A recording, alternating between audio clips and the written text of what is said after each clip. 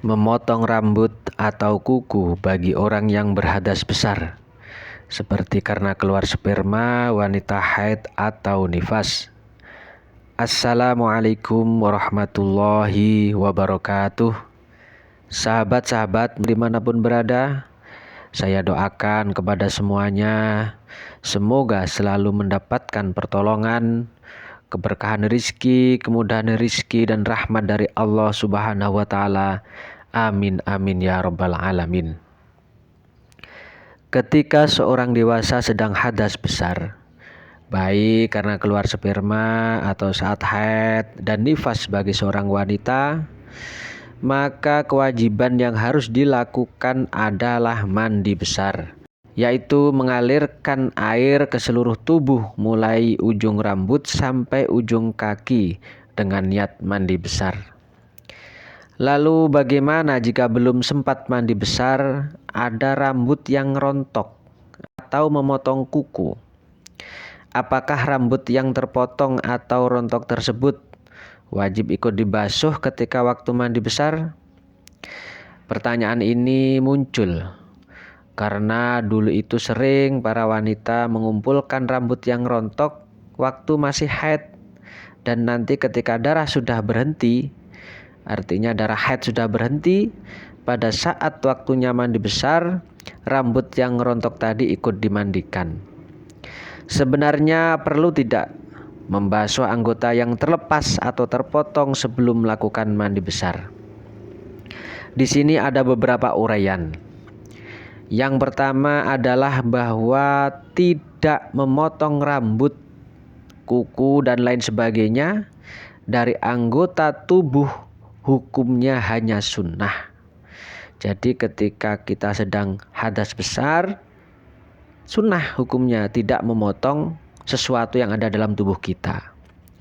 Sebagaimana yang dijelaskan Syekh Nawawi Al-Bantani dalam kitab Nihayatuz Zain, waman lazimahu huslun yusannu lahu alla yuzila syai'an min badanihi walau daman au sya'ron au dufron hatta yaktasila. Artinya, barang siapa punya tanggungan mandi besar, maka disunahkan untuk tidak memisahkan sesuatu dari anggota tubuhnya, baik berupa darah, rambut, atau kuku sampai dia mandi besar. Lalu bagaimana jika ada orang hadas besar tetap memotong rambut atau kukunya? Ya, maka hukumnya hanya makruh saja, tidak sampai berdosa.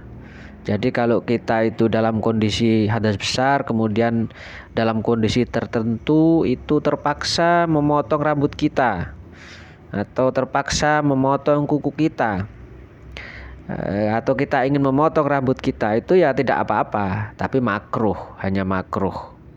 Nah, sebagaimana dijelaskan juga oleh Imam Abu Thalib Al-Makki dalam kitabnya Qut Al-Qulub, beliau dari madhab Maliki mengatakan, wa ana akrahu ayyahliqar rajulu ra'sahu au yuqallima zufrahu au yastahidda au yatawarra wa yukhrija daman wa huwa junubun.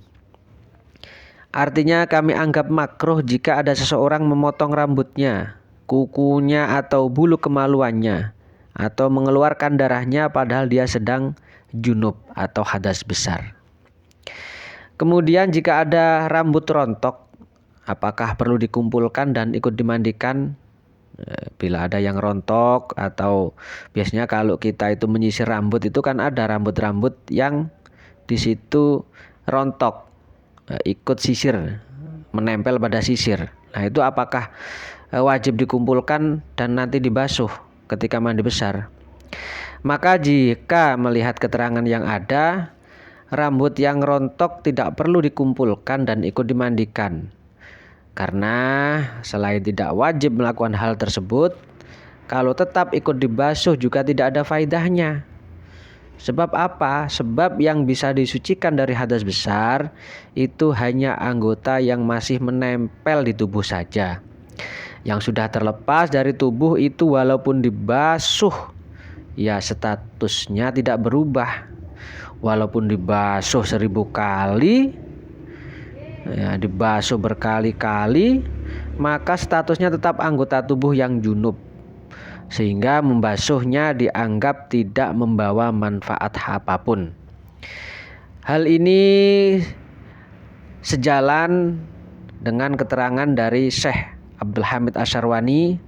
Dalam kitab beliau Hasyiah Syarwani dijelaskan annal ajza'a al-munfasilah qabla iktisali la yartafi'u janabatuha bi ghusliha, bahwasanya anggota tubuh yang terpisah sebelum mandi besar, maka status janabahnya tidak bisa hilang dengan memandikannya. Maka dapat disimpulkan boleh memotong kuku atau rambut dan hukumnya makruh, dan sebaiknya memang dihindari, artinya sebisa mungkin untuk tidak memotong apapun ketika dalam kondisi hadas besar. Kalau yang terlepas sendiri ya tidak masalah dan langsung dibuang saja, tidak perlu dikumpulkan dan tidak perlu ikut dimandikan. Sekian, semoga bermanfaat. Ihdinas siratal mustaqim. Wassalamualaikum warahmatullahi wabarakatuh.